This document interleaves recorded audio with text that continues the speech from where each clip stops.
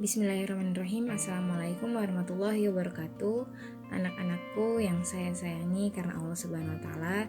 Alhamdulillahirabbil Kita akan belajar matematika mengenai bilangan bulat. Baik, ada kata-kata bilangan di sebelum bilangan bulat. Bilangan sendiri tentunya sudah familiar untuk kita semua. Namun, apakah yang terlintas di pikiran kalian saat mendengar kata bilangan? Apakah angka? Apakah nomor? Apakah mereka sama, bilangan, angka, dan nomor?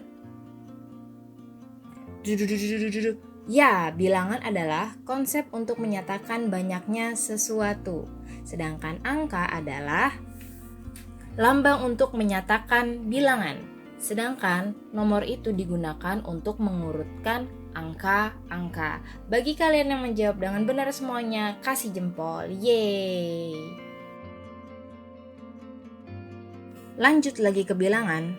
Mungkin kita pasti sering mendengar dengan bilangan genap, bilangan ganjil, lalu ada bilangan cacah, lalu ada bilangan asli, dan ada bilangan prima.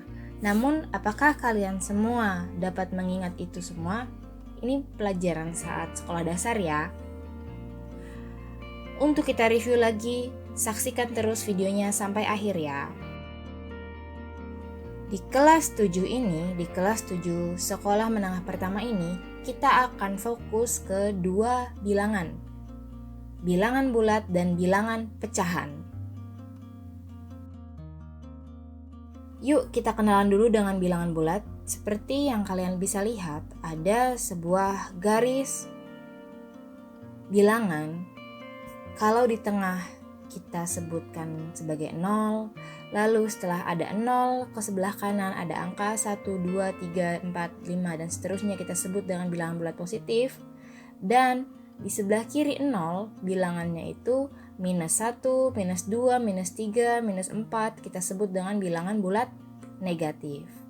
Jadi, bilangan bulat itu terdiri atas bilangan bulat negatif, 0, dan bilangan bulat positif yang nilainya tidak terhingga.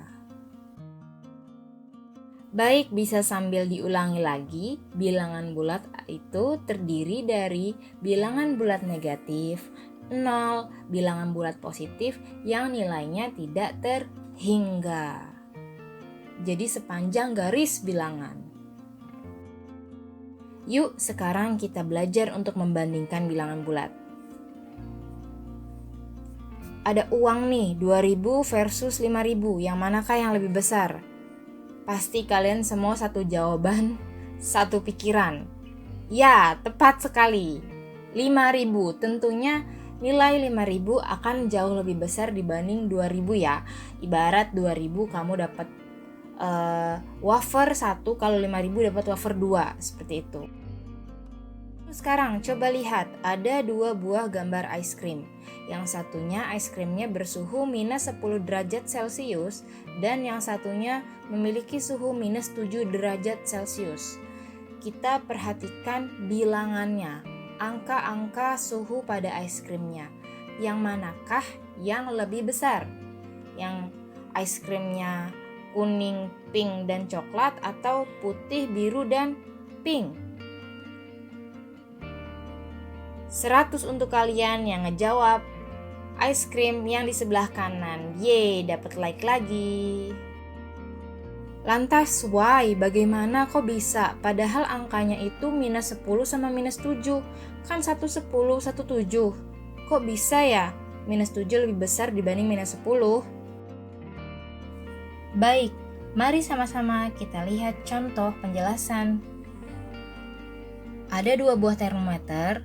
Yang satu yang sebelah kiri itu berwarna biru, yang satu yang sebelah kanan itu berwarna merah. Kalian bisa lihat di termometer yang sebelah kiri itu mengukur sebuah benda yang suhunya lebih rendah. Sedangkan pada termometer yang sebelah kanan mengukur suhu pada benda yang lebih tinggi. Kalau kalian lihat di angka 0 itu, kalau termometer yang di sebelah kiri dia angkanya di bawah 0. Kalau termometer yang di sebelah kanan, dia di atas 0 sampai berwarna merah itu ya. Kalian bisa lihat, termometer yang di sebelah kanan karena mengukur suhu pada benda yang tinggi, maka derajat suhunya akan semakin besar, semakin panas. Sedangkan pada termometer yang sebelah kiri, karena dia mengukur benda yang dingin, suhu derajatnya itu akan semakin turun ke bawah, yang menandakan dia akan semakin dingin. Nah, kalau semakin panas, kan berarti dia derajatnya semakin naik ya.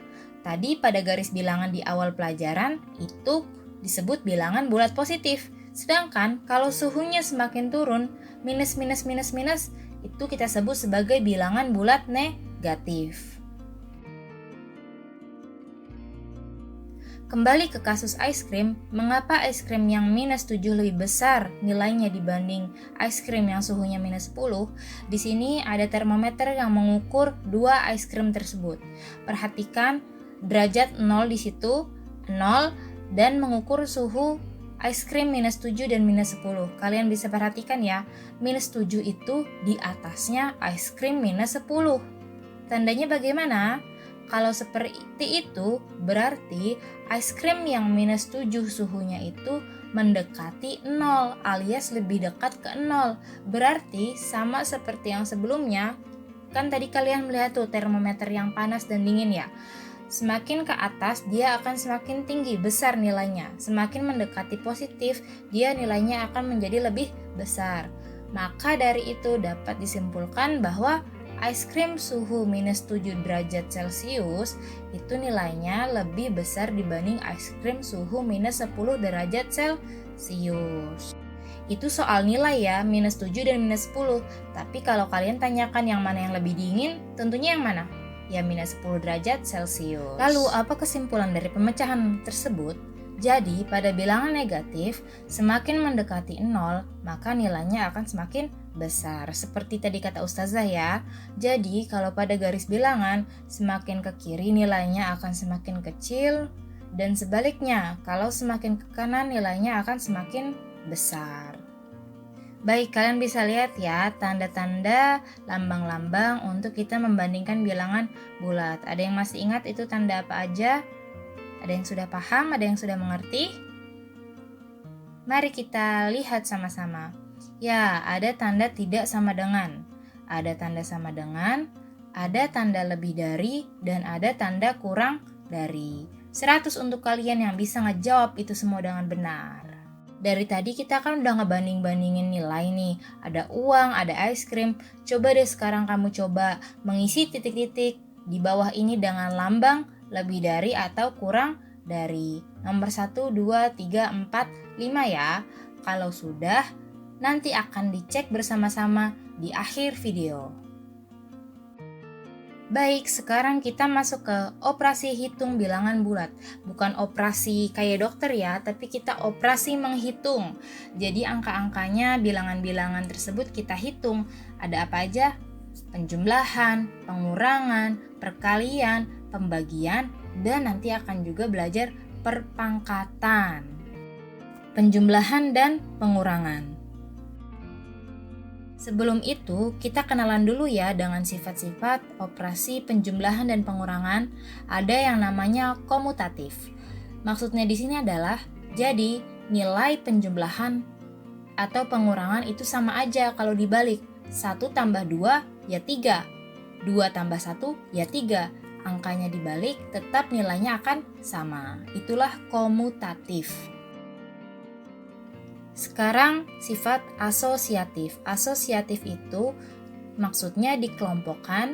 Kalau kita acak pengelompokannya, nilainya akan sama. Bisa dilihat ya contohnya. Misalnya ada huruf A, ada huruf B, ada huruf C. Kalau misalnya huruf A kita kasih nilai dengan angka 5, huruf B kita nilai dengan angka 7, dan huruf C kita nilai dengan angka 9. Kalau misalnya kita hitung semuanya dengan penjumlahan, dengan pengelompokannya kita putar-putar, nilainya akan sama.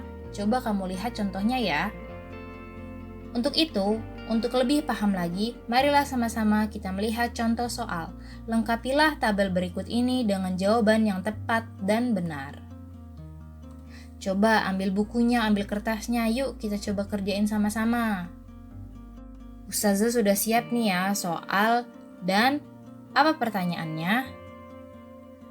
Untuk yang nomor 1, A ditambah B. A ditambah B berarti kita tulis A itu kan angka 1, berarti 1 ditambah minus 6. Sama aja nilainya, plus ketemu minus kalau waktu kalian di sekolah dasar dulu adalah minus. Ya, kamu bayangin kamu punya 1 permen, tapi diminta sama teman kamu 6 permen. Berarti hasilnya akan jadi minus 5. Bagaimana cara mengerjakannya? Coba kita tarik garis bilangan ya. Setelah 0 ke kanan adalah bilangan bulat positif. Dari 0 ke kiri adalah bilangan bulat negatif. Kalau dikurang berarti dia ke kiri ya, karena dia negatif. Dari angka 1 dikurang 6. 1 dikurang 6 berarti loncatnya 1, 2, 3, 4, 5, 6. Ya, berhenti di angka negatif 5 atau min 5. Jadi jawabannya adalah min 5. Sekarang A plus B plus C. Cuma bedanya ada kurung-kurungnya itu ya. A ditambah B ditambah C angka minus 8. Sama dengan berapa? Tadi kita sudah menghitung ya, 1 dikurang 6 minus 5. Nah, ketemu lagi nih, positif dan negatif bertemu nih. Jadinya minus 5 plus ketemu minus, hasilnya minus 8. Berarti kamu punya permen 5, diminta lagi permennya 8. Berarti yang diminta permennya ada berapa? 5 tambah 8. Tapi karena diminta, berarti kan minus tuh. Minus 13. Sambil dibuka bukunya, sambil diambil kertasnya, ambil pulpen dan pensilnya, coba dicoret-coret ya. Bukan maksudnya coret-coret yang gak jelas, tapi coret-coret angka. Kita mengerjakan bareng-bareng contoh soal seperti yang di video ya.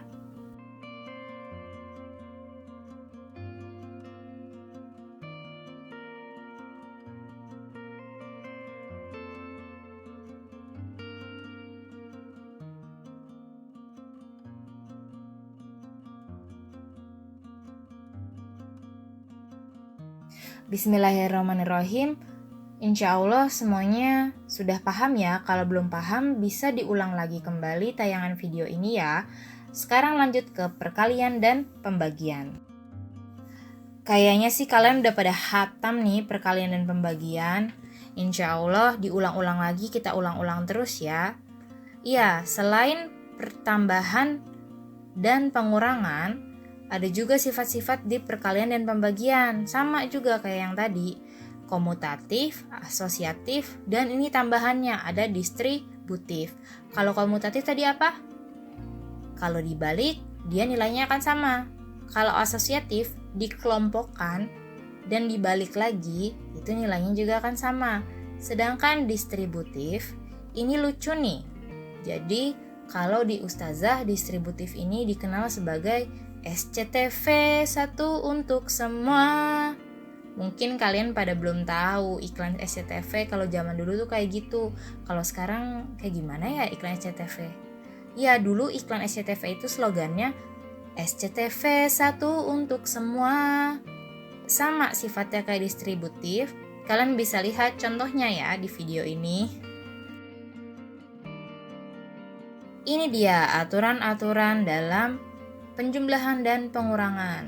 Kalau kalian masih tadi ada yang bingung ya untuk kerjain contoh soal atau lupa terhadap pelajaran waktu pas di SD dulu, sekarang ada aturan-aturannya yang bisa kalian lihat lagi dan pelajari lagi.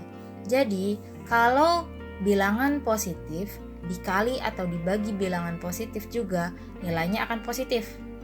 Kalau bilangan positif dikali atau dibagi dengan bilangan negatif, hasilnya negatif. Intinya gini sih, positif ketemu positif, ya positif. Positif ketemu negatif, itu hasilnya negatif. Sedangkan negatif ketemu negatif, hasilnya positif. Kalau masih bingung, ini nih, ada suatu konsep yang bisa kalian lihat. Ya, contohnya ini nih. Kalau positif, kita asumsikan sebagai melaksanakan. Misalnya melaksanakan. Kalau positif juga perintah. Jadi kalau kita melaksanakan perintah, hasilnya akan menjadi takwa. Positif juga kan? Kalau kita melaksanakan larangan negatif nih.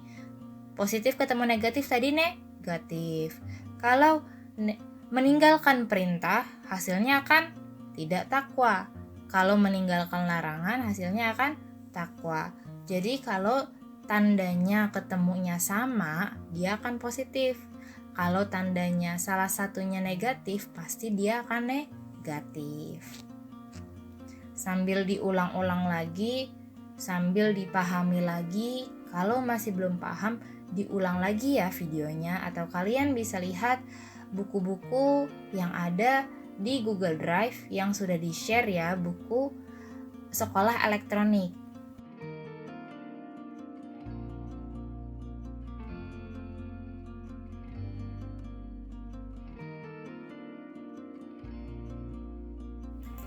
Ada contoh soal lagi. Ayo buka lagi buku, kertasnya, ambil pensil, pulpennya, dan penghapusnya. Kita coba kerjakan bersama-sama lagi. Lengkapilah tabel berikut dengan jawaban yang tepat dan benar. Nih, Ustazah udah nulis soalnya dan kita yuk jawab bareng-bareng. Ya, yang pertama adalah A dikali C. A dikali C min 1 dikali 2. Kalau kamu bingung, kamu tulis aja dulu nih, minus 1 kan minus, dikali 2 itu positif ya. Karena dia nggak ada tanda minus di depannya, pasti dia positif. Minus ketemu plus hasilnya minus. Nah, 1 dikali 2, 2. Jadi hasilnya minus 2. Lanjut adalah A plus B dikali C. Wah, ada A plus B nih. Berarti harus dikerjakan duluan ya, kalau di dalam kurung.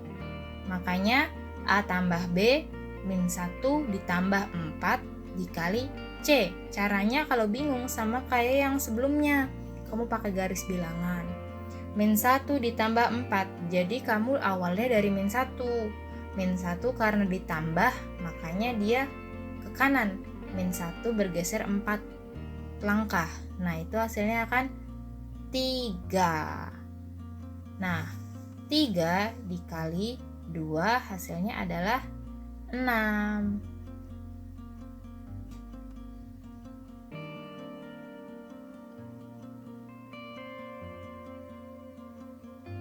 Ya, lalu di nomor 2 dan 3, yuk coba dikerjain bareng-bareng ya, dengan melihat tontonan video ini.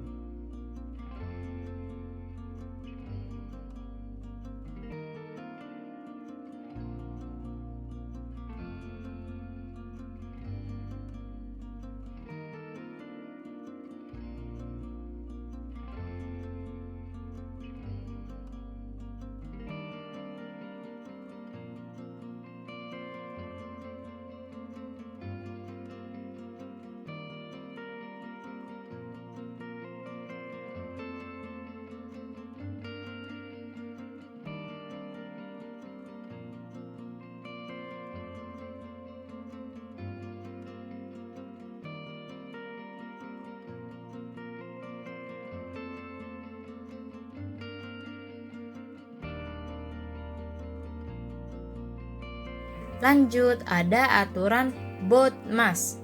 Bukan BOMAT ya, tapi BODMAS. BODMAS itu singkatan dari bahasa Inggris yang menyangkut mengenai aturan pengerjaan terlebih dahulu. Yang mana nih yang kita kerjain? Ibarat gini loh nak, kita ketemu minus, ketemu plus, ketemu kali, ketemu bagi. Misalnya contohnya gini, 5 dikali 3 ditambah 7 ditambah 6 dikurang 5. Yang mana dulu yang mau dikerjain? Kali, bagi, tambah, atau kurang. Nah, ini namanya aturan BODMAS. Jadi yang pertama, selesaikan terlebih dahulu operasi dalam tanda kurung. Yang kedua, selesaikan operasi pembagian, lalu perkalian atau boleh sebaliknya. Yang ketiga, selesaikan operasi penjumlahan, lalu pengurangan, boleh sebaliknya juga. Jadi, bagi, kali, tambah, kurang. Kamu nyebutnya bagi kataku. Atau kalau kamu biasanya dulu waktu SD, kali bagi tambah kurang, jadi kali bataku. Boleh pilih salah satu, boleh bagi kataku, boleh kali bataku. Yang mana yang menurut kalian lebih mudah. Paham ya sampai sini? Sekarang kita masuk ke perpangkatan. Perpangkatan itu kalau kalian belum tahu adalah perkalian yang berulang. Ya berarti perkalian yang berulang sama aja kayak gini nak. 3 pangkat 2 berarti 3 dikali 3. Kok 3 dikali 3 Ustazah? Kan perkalian yang berulang. Berarti kita lihat nih angkanya. 3 pangkat 2. Berarti 3-nya dikaliin 3 sebanyak 2 kali.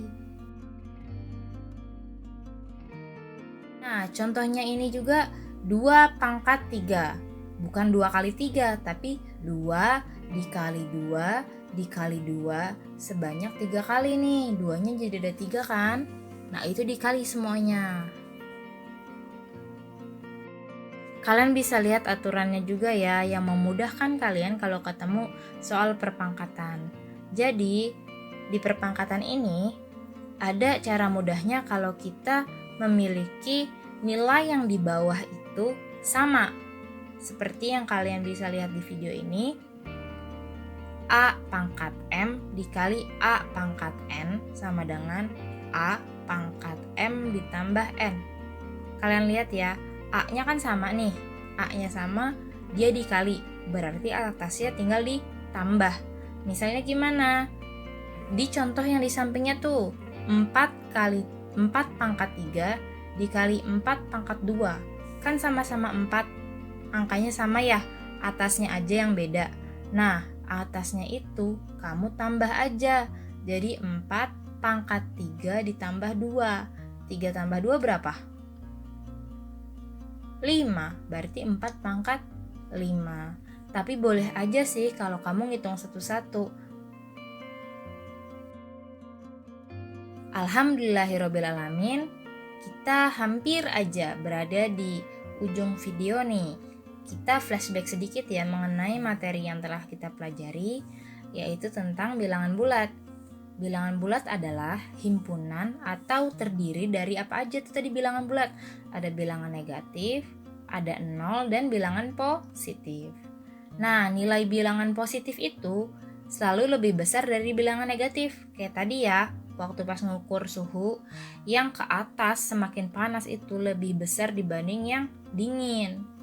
Lalu, tidak ada bilangan bulat terkecil dan terbesar. Karena tadi kamu lihat aja tuh garis bilangan ujungnya mana, yang positif mana, yang negatif mana. Ujungnya nggak kelihatan, makanya nggak ada yang terkecil ataupun yang terbesar. Lalu, pada garis bilangan, semakin ke kanan nilainya akan semakin besar, dan sebaliknya.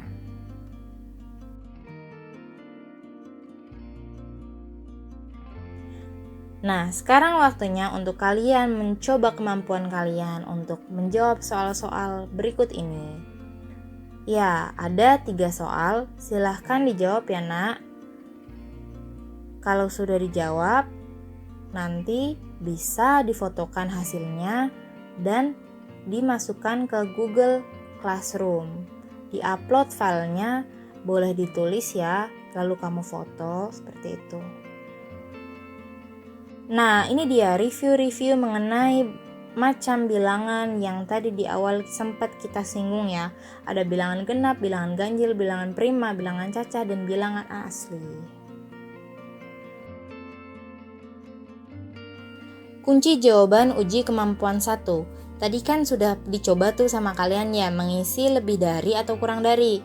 Coba dicek nih, bener semua ya, insya Allah ya, yeay.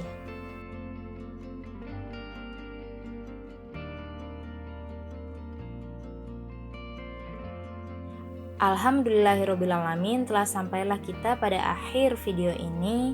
Terima kasih salih-salihat telah menyaksikan video ini, telah belajar melalui video ini dari awal hingga akhir. Semoga kalian semua dimudahkan dalam menjawab soal-soal yang Ustazah berikan, dan semoga pembelajaran hari ini membawa manfaat dan hikmah untuk kita semua. Amin amin ya robbal alamin. Jangan lupa ya, ikhlas dan niat tulus karena Allah Subhanahu wa taala. Kita mencari keberkahan ilmu, kita mencari manfaat dari ilmu demi dunia dan akhirat. Baik, Ustazah akhiri, kesempurnaan hanya milik Allah, kesalahan semuanya milik Ustazah. Kita akan berjumpa di pembelajaran matematika yang lainnya. Wassalamualaikum warahmatullahi wabarakatuh.